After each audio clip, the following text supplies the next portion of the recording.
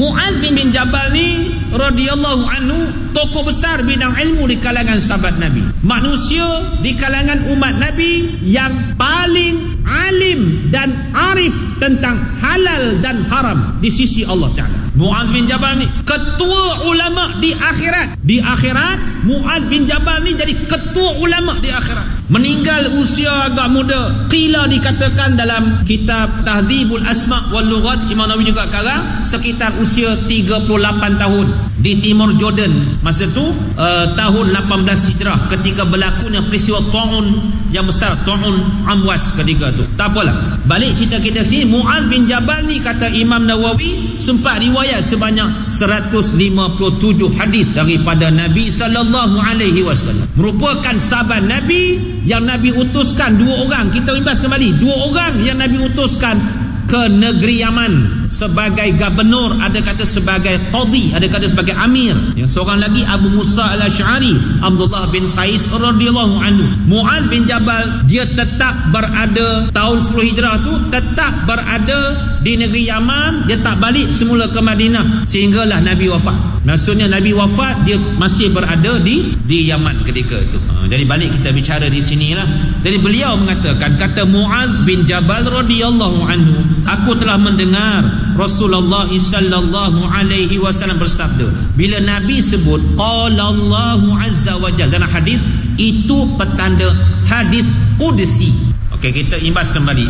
Apa antara peranan hadis kursi? Antara peranan terbesar hadis kursi untuk kita umat Nabi yang beriman, termasuk diri saya juga elemen ni, sebagai at-targhib, motivasi, memberi kita motivation, memberi kita rangsangan untuk dekatkan diri kepada Allah, atau rangsangan untuk jadi baik, rangsangan untuk mengorak langkah melakukan islah, pembaikan demi pembaikan. Itu antara peranan terbesar hadis kursi. Balik dari sini, apa yang Allah sebut dalam kalamnya, iaitu orang-orang yang saling cinta mencintai antara sesama mereka ketika di dunia, kerana keagunganku, besarkan Allah Ta'ala dalam kehidupan masa tu di dunia. Bila mereka bertemu Allah Ta'ala di akhirat, mereka akan dapat manabir.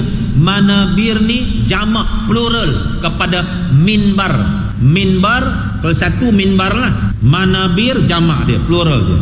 Mimbar daripada nur.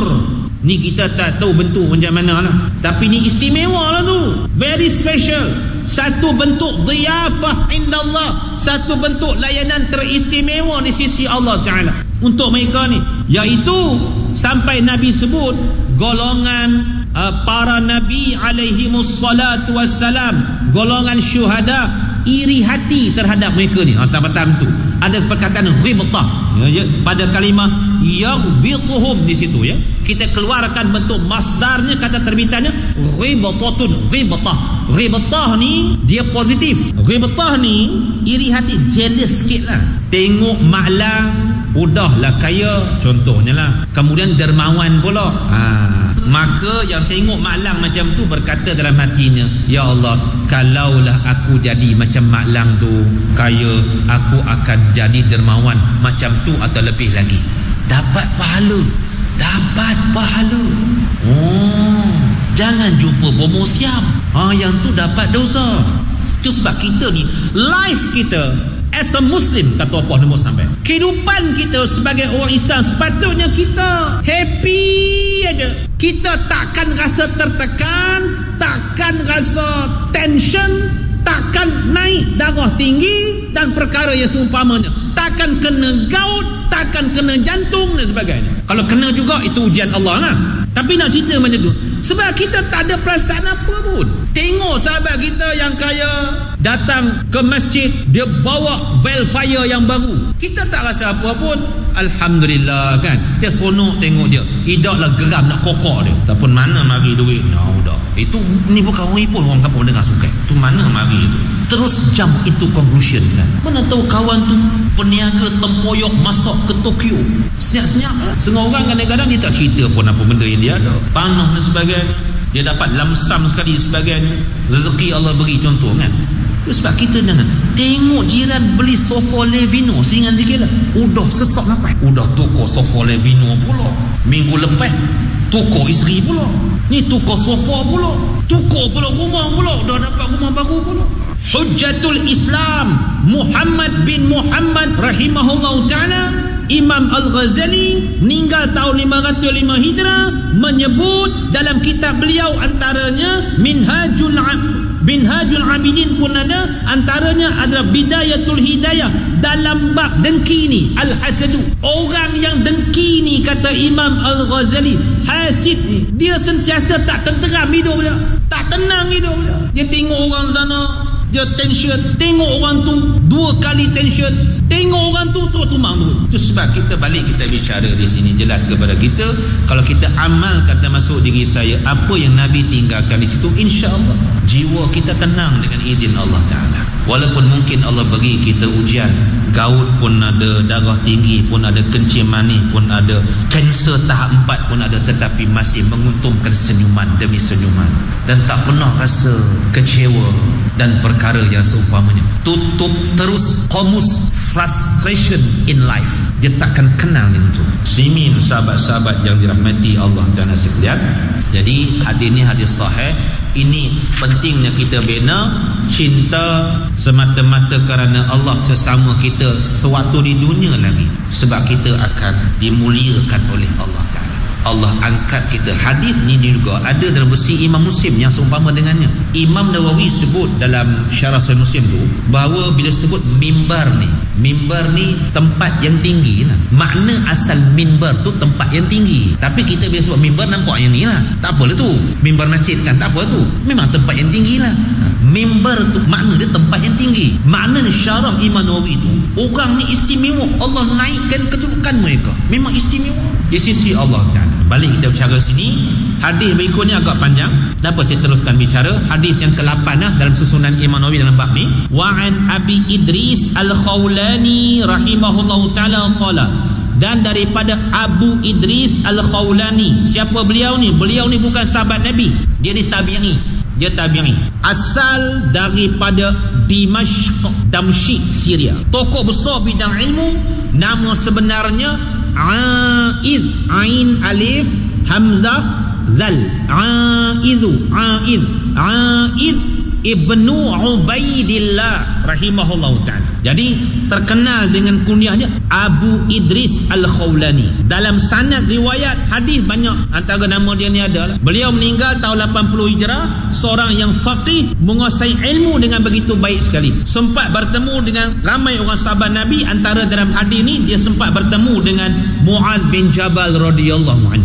Cerita dia, dakhaltu masjida Dimashq fa'idha fata ataupun fatan baraqu al-thanaya wa idha an-nasu ma'ah fa idha ikhtalafu fi syai'in asnaduhu ilaihi wa sadaru an ra'yi fasa'altu anhu faqila hadha Mu'adz ibn Jabal radhiyallahu anhu. Apa maksud sini? Ringkaskan bahasa kita. Kata di Imam Abu Idris Al-Khawlani, atau nama sebenarnya A'id Ibnu Ubaidillah rahimahullah ta'ala, satu hari aku masuk dalam masjid Dimashq, Damsyik lah, yang mana ketika itu ada seorang pemuda yang disebut sini ni, sindiran, kalau kita terjemahkan, bercahaya giginya, bukan gigi bercahaya. Seringan sikit lah, orang sungkai gigi bercahaya sebab gigi meh 916, geram orang tengoknya, tambah meh sekarang. Ini sindiran bercahaya gigi tu pemuda yang suka tersenyum.